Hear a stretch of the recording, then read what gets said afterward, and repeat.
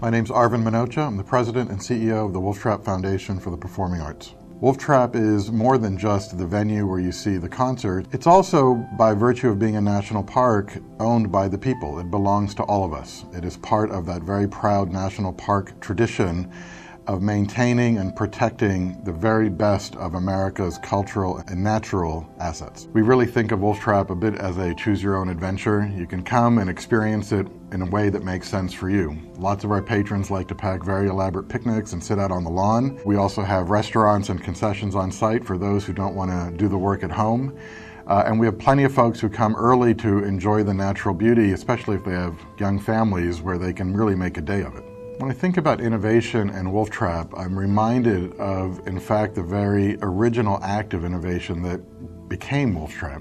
Much of what we see today at the park in terms of being able to create your own experience, be very personalized in how you interact with the space, and be very free to create a Wolf Trap evening that makes sense for you, very much lines up with the way I see audiences of today wanting to pick and choose and customize and curate their artistic consumption. I think that's something we've been doing for quite a long time, and I especially see it with millennials who come to the park and understand that they can really make this their own Wolf Trap experience. We're very fortunate to be located in Vienna, Virginia, and this particular slice of Northern Virginia in general. When I think about the growth in this community, whether it be in Vienna, in the Tysons area, in the Reston corridor, and further west, I see a community which is growing, which is diversifying, where corporations are moving and people are moving to take residence. And I see us as an urban oasis, probably more needed than ever before when you think about the history of this area. I think our artists really enjoy coming to Wolf Trap for a lot of reasons, partially because they see the grandeur of the space, and I think people are very appreciative of the fact that it's the only national park for the performing arts and everything that that means and implies. They're also very fortunate that we have a lot of great hospitality options in the Northern Virginia region, particularly here in Tysons Corner. And they're, a step away from the nation's capital, so it makes for a nice tour stop.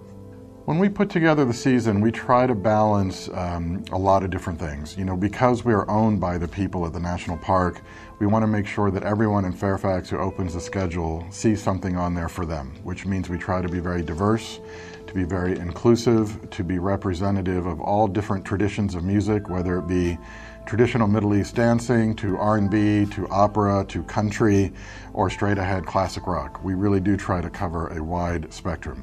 People in this community are spoiled with an abundance of riches. It's a great place to be a music lover if you live in Northern Virginia. And we want to make sure that Wolf Trap continues to be the very top of mind when people are thinking about an evening out.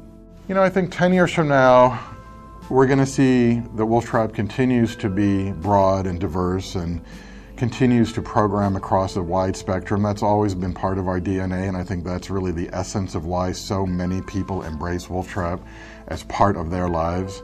But of course, 10 years from now, we're going to see new amenities, new technology. We need to continue to evolve and change because audiences continue to evolve and change.